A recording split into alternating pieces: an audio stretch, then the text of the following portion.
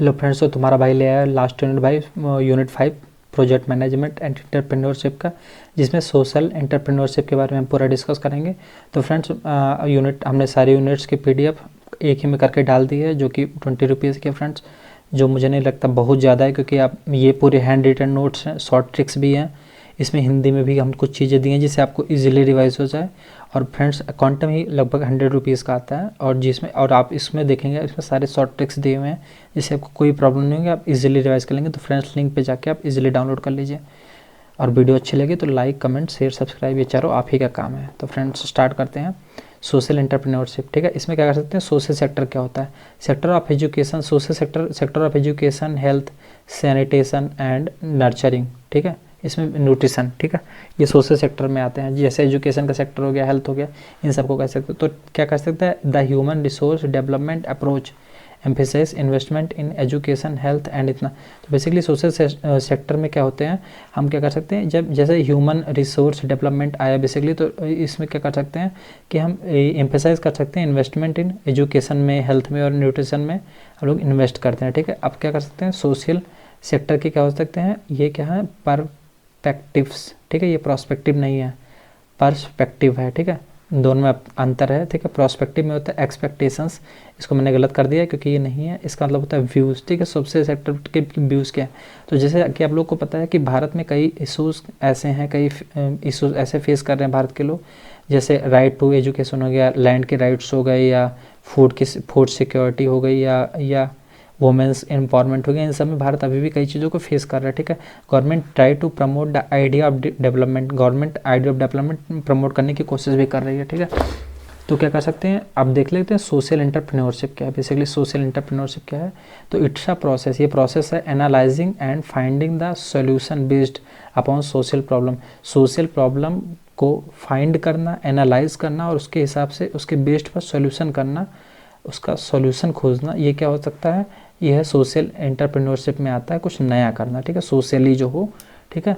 और most basic level doing business for a social cause, ठीक है, किसी सोशल कॉज के पर काम करना एक बेसिक लेवल पे स्टार्ट होता है, ठीक है। प्रोजेक्ट प्रॉफिट के साथ सोशल कॉज पर भी फोकस करते हैं। इसमें क्या कर सकते हैं, बेसिकली हम क्या कर सकते हैं, दोनों चीज़ फोकस करते हैं। जैसे हम सोचते हैं बिजनेस में थोड़ा प्रॉफिट भी हो जाए, या अगर नॉन प्रॉफिट भी हो जाए, दोनों चीज़ पर हम सोच सकते हैं। बिजनेस में प्रॉफिट के साथ अगर हमारा कोई ऐसा काम हो जो हमारे सोशल के लिए हेल्पफुल हो, तो कैसा कर सकते हैं, उसमें हमारा प्रॉफिट भी हो गया और बिजनेस क्या है वो हो गया। या कई बार क्या हो सकते हैं, सिर्फ प्रॉफिट के हिसाब से वो सब कैटेगराइज में डिवाइड कर भी आपको समझा देते हैं।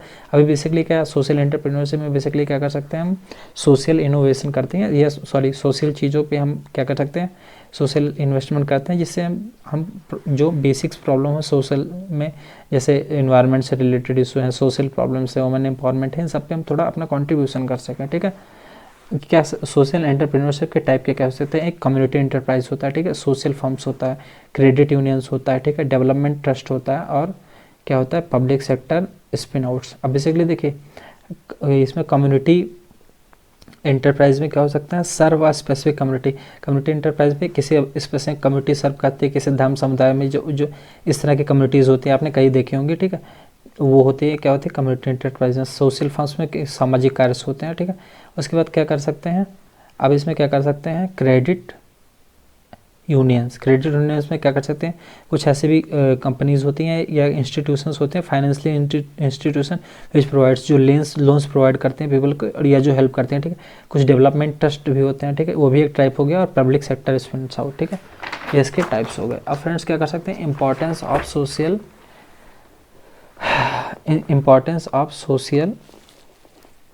ये, अरे सॉरी फ्रेंड्स, पैर लग रहा है, इन्वायरमेंट ऑफ सोशल एंटरप्राइज, ठीक है। इसमें क्या कर सकते हैं, जी इसकी इंपॉर्टेंस क्या है भाई, एम्प्लॉयमेंट इससे बढ़ेगा भाई, जाहिर सी बात है, इससे एंटरप्राइज से इन्वायरमेंट तो बढ़ता है, एंटरप्रेन्योरशिप आप सबको पता है, ठीक है। और क्या कर सकते हैं, एम्प्लॉयमेंट बढ़ेगा, ठीक है, इनोवेशन ऑफ नए गुड्स और सर्विसेज का इनोवेशन होगा, सोशल कैपिटल मिलेगा, उसके बाद इक्विटी प्रमोशन होगा, और स्किल डेवलप होगा, ठीक है।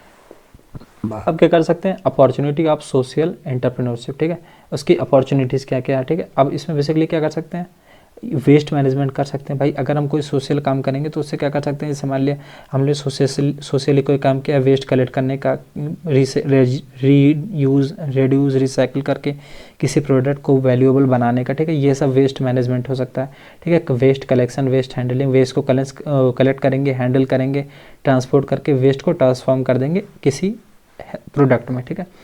क्लीन सर्विस हो जाएगा, ये सब क्या होगी, अपॉर्चुनिटीज़ हो गई, ठीक है, सोशल इंटरप्राइजेस की।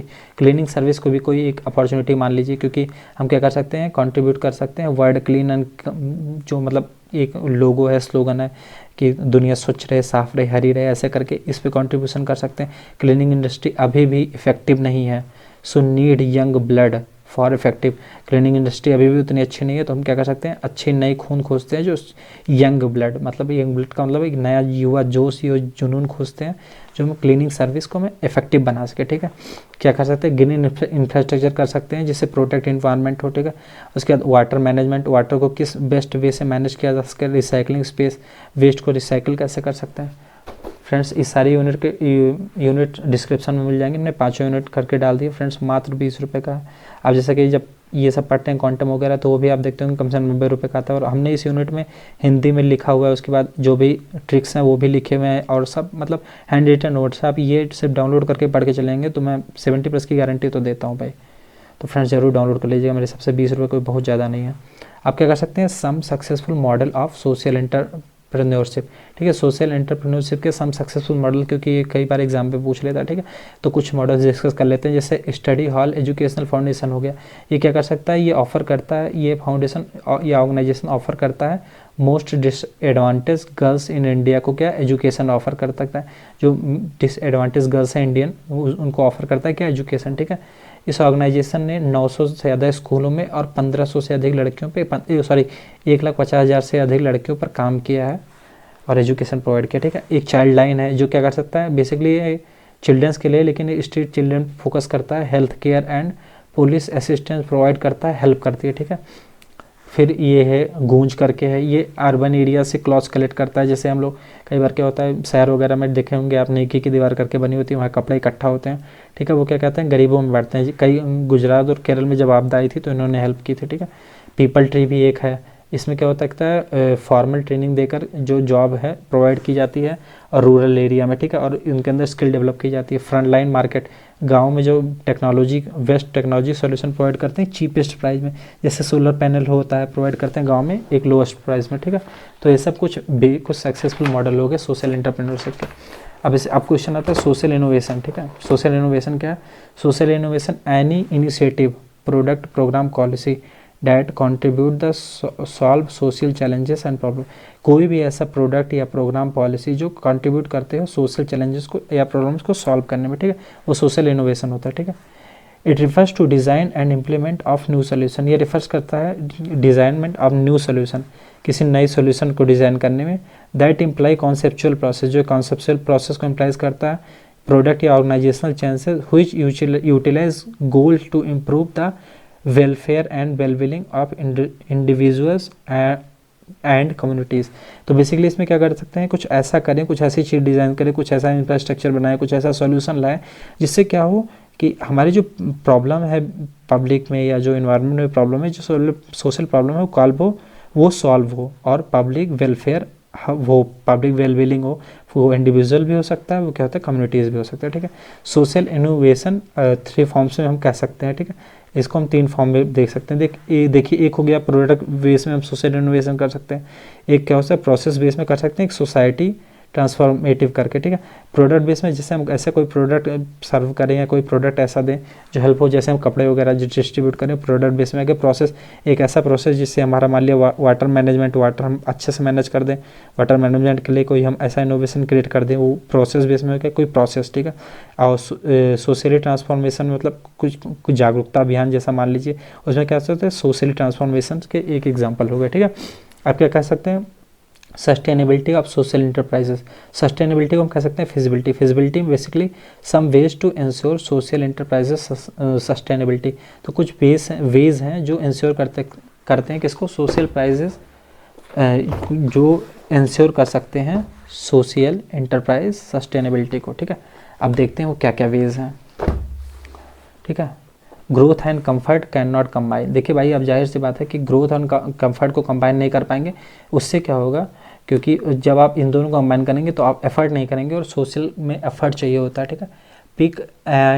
Pick one area and stick on it. किसी एक चीज़ पे आप फोकस करें, उसी पे बने रहिए, ठीक है। स्टार्ट विद बिग आइडिया, किसी बड़े आइडिया से शुरुआत करिए, लेकिन स्किल छोटे छोटे में करिए, ठीक है। उसके बाद क्या होता है, don't stay from the business purpose, ठीक है। सिर्फ बिजनेस पर्पस के लिए रुके मत रहिए। Don't afraid to reinvent, ठीक है। ऐसा ना हो कि आप कुछ एक चीज़ हो गया तो आप वो नहीं हो रहा तो दूसरे पे रहें। आप ये एक चीज़, मतलब एक चीज़ पे फिक्स रहकर आप काम करते रहें, ठीक है। अब क्या हो गया, मार्केटिंग मैनेजमेंट, ठीक है। अब मार्केटिंग मैनेजमेंट क्या हो सकता है, means manage all activity related, market से रिलेटेड जितनी भी एक्टिविटी उनको सबको मैनेज करना मार्केटिंग मैनेजमेंट में आता है, ठीक है। उसमें क्या होता है कि फॉलोइंग एक्टिविटीज़ होती हैं। क्या होता है, चूजिंग टारगेट मार्केटिंग, जो भाई जैसे मान लिया हमारे पास कोई प्रोडक्ट है, कोई सर्विस है, भले ही पब्लिक के लिए है, तो हम क्या करेंगे, पहले टारगेट मार्केट चूज़ करेंगे, ठीक है। फिर क्या करेंगे, कस्टमर को ग्रो करेंगे टारगेट मार्केट में, अपनी प्रोडक्ट की वो दिखला के कि हमारी प्रोडक्ट की ये नीड है, ये बेसिक वो फुलफिल है। और फिर बेसिकली क्या करेंगे, क्रिएटिंग सब सुपीरियर वैल्यू। अब कोशिश करेंगे कि हमारी जो मार्केट, जो हमारा प्रोडक्ट है या जो हमारी सर्विस है, उसकी वैल्यू सुपीरियर होनी चाहिए, ठीक है। अब आते हैं ऑब्जेक्टिव क्या है, ठीक है। ऑब्जेक्टिव क्या है, अट्रैक्ट न्यू कस्टमर। भाई ऑब्वियस सी बात है कि न्यू कस्टमर को अट्रैक्ट करेंगे, ठीक है। और satisfying the demand of customer की डिमांड को सेटिस्फाई करेंगे। प्रॉफिटेबिलिटी भी हम कुछ टाइम के लिए गेन कर सकते हैं, अगर हमारा प्रोडक्ट इस तरह है कि जिससे हमें कुछ प्रॉफिट भी मिल रहा है और पब्लिक की हेल्प भी हो रही है, तो ये तो बहुत अच्छी बात है, ठीक। Creating a good public reputation, company की एक रेपुटेशन अच्छी बनी हमारी सर्विस की, वो हम देखेंगे, ठीक है। अब क्या आते हैं रिस्क, कौन कौन से रिस्क इन्वॉल्व होते हैं सोशल इंटरप्राइज में, ठीक है। तो रिस्क क्या इन्वॉल्व होते हैं, ऑब्टेनिंग फाइनेंस, ठीक है। इसमें फाइनेंशियल मिलना मुश्किल हो जाता है, क्योंकि भाई कई बार क्या होता है कि प्रोडक्ट जो होता है वो सिर्फ हमारा क्या होता है, पब्लिक के लिए होता है, ठीक है, सोशली होता है। तो कोई इन्वेस्ट करना नहीं चाहता भाई, हर कोई प्रॉफिट चाहता है, इसमें प्रॉफिट होता नहीं, तो कई बार फाइनेंसिंग में दिक्कत होती है, ठीक है।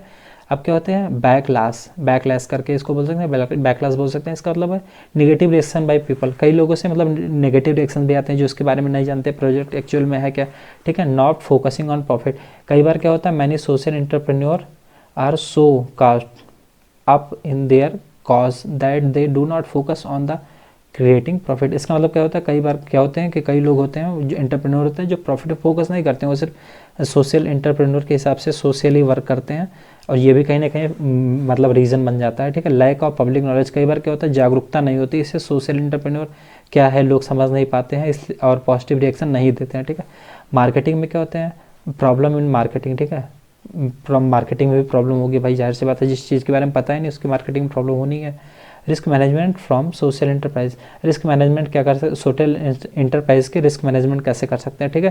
पहले रिस्क को आइडेंटिफाई कर लेंगे, ठीक है। रिस्क का जो इम्पैक्ट है उसका असेसमेंट कर लेंगे कि रिस्क क्या इम्पैक्ट डाल रहा है, ठीक है। Develop the approach and plan, तो फिर उस हिसाब से जैसे हमने रिस्क पता चल गया कि हमारा ये रिस्क है, तो ठीक है, तो उसको क्या करेंगे, उसका इम्पैक्ट क्या क्या हो रहा है उसको एक असेसमेंट बना लेंगे।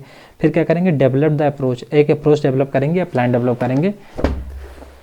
एंड देन क्या करेंगे, selecting the risk management tool, जो रिस्क मैनेजमेंट टूल है उसको सिलेक्ट करके रिस्क को पीरियोडाइज करके एनालाइज कर लेंगे कौन सी रिस्क पहले सॉल्व करनी है। उसके बाद क्या करेंगे, रिस्क मिटिगेशन प्लानिंग। इसका मतलब क्या होता है, रिस्क यहाँ हमने लिख दिया छोटे में रिड्यूस, रिस्क को रिड्यूस करने का प्लान, उसके बाद इंप्लीमेंट करेंगे और क्या करेंगे, प्रोग्रेस मॉनिटरिंग करेंगे, जिससे हमारा रिस्क कम हो जाएगा। अब आता है क्वेश्चन लीगल फ्रेमवर्क का। लीगल फ्रेमवर्क है the rule, rights and obligation of companies, government and citizens are set forth in a system of legal documents called legal framework. Basically legal framework कुछ नहीं होता, ये हम भी कह सकते हैं कि कुछ रूल रेगुलेशंस होते हैं जो गवर्नमेंट द्वारा बनाए जाते हैं या सिटीजन्स के द्वारा, किसी कंपनी के द्वारा बनाए जाते हैं, जो क्या कहते हैं एक सिस्टमेटिकली डॉक्यूमेंट प्रोवाइड करते हैं। और document in legal framework includes countries constitutions policy, और जो लीगल फ्रेमवर्क का डॉक्यूमेंट होता है उसमें कंट्री की पॉलिसीज़ होती है, लॉज होते हैं। जैसे हम लोग ढेर सारे देखे होंगे जो भी लीगल लॉज होते हैं, ये हम बेसिकली इसको हम कह सकते हैं legal framework. Legal framework basically legal structure बोलते हैं, फ्रेमवर्क मतलब स्ट्रक्चर, ठीक है। तो लीगली स्ट्रक्चर जो होता है, ठीक है। नीड, इसकी नीड के ऊपर ही भाई जाहिर सी बात है, इससे मेंटेन क्या होगा, ऑर्डर होगा, ऑर्डर मेंटेन होगा, ठीक है।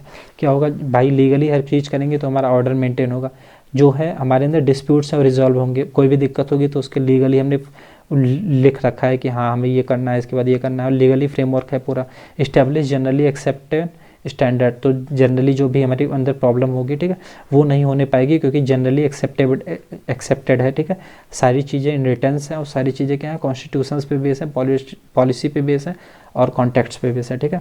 Protects rights and liabilities, protect rights and liberties, ठीक है। When it comes to business, जब बिजनेस में आता है तो क्या कर सकता है, आपके राइट्स को प्रोटेक्ट करता है और आपकी मतलब लिबर्टी को भी प्रोटेक्ट करता है, ठीक है। अब आते हैं legal structure for social venture, ठीक है। सोशल वेंचर के लिए लीगल स्ट्रक्चर क्या होता है, सेक्टर्स देख लेते हैं, ठीक है। एक होता है नॉन प्रॉफिट और चैरिटेबल ऑर्गेनाइजेशन, ठीक है। इसमें नॉन प्रॉफिट और चैरिटेबल ऑर्गेनाइजेशन इसमें क्या कर सकते हैं, कैन रजिस्टर अ ट्रस्ट और एज अ सोसाइटी, ठीक है। इसमें इसे प्रॉफिट नहीं होता, ठीक है, नॉन प्रॉफिटेबल होते हैं, ठीक है।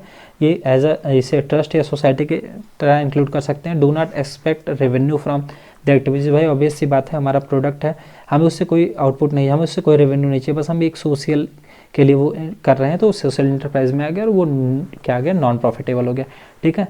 The for profit social enterprise, इसमें क्या होता है कि इसमें बेसिकली हम प्रॉफिट के बारे में सोचते हैं कि इससे थोड़ा सा प्रॉफिट भी हो जाए और थोड़ा सा जो है हमारा वो भी हो जाए, हमारा बिजनेस भी चले और मतलब सोशल काम भी हो जाए और हमारा थोड़ा सा प्रॉफिट भी हो जाए, ठीक है।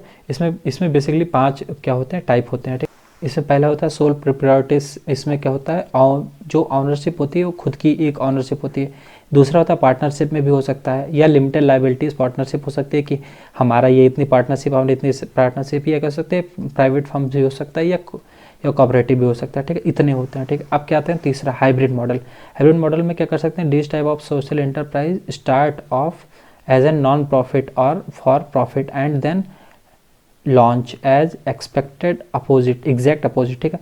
ये क्या हो सकते हैं, प्रॉफिट, हाइब्रिड मतलब क्या हो सकता है, या तो प्रॉफिटेबल होगा, नॉन प्रॉफिटेबल होगा, और उसके बाद ये क्या लॉन्च करेंगे, जो इनका एग्जैक्ट अपोजिट है, ठीक है। और उसके बाद ये क्या करेंगे, अपने बिजनेस को एज अ थोड़ा प्रॉफिट के लिए भी यूज़ कर सकते हैं, नॉन प्रॉफिट के लिए भी, लेकिन इनका जो टारगेट होगा ये भी सोशल क्या होगा, इंटरप्राइज होगा, ठीक है फ्रेंड्स। तो आप प्लीज़ इसको वीडियो को डाउनलोड कीजिए, लिंक में दिया हुआ है, और आपको नेक्स्ट किस टॉपिक वीडियो चाहिए कमेंट करिएगा। Thanks for watching friends.